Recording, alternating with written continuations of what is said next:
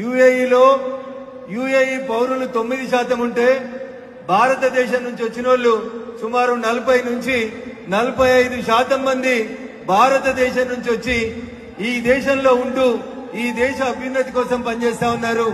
అందుకనే ఈ ఫోరం పేరుని ఐపీఎఫ్ అని పెట్టినాం సార్, ఇండియన్ పీపుల్స్ ఫోరం అని పెట్టినాం అని చెప్పి వారు చెప్పడం జరిగింది.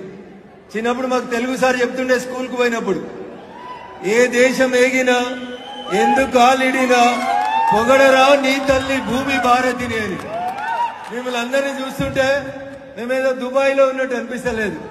సిద్దిపేటలోనో వరంగల్లోనో హైదరాబాద్లోనో లేదా ఇందూరులోనో బతుకమ్మ వేడుకలు చూస్తున్నట్టు అనిపిస్తా ఉంది.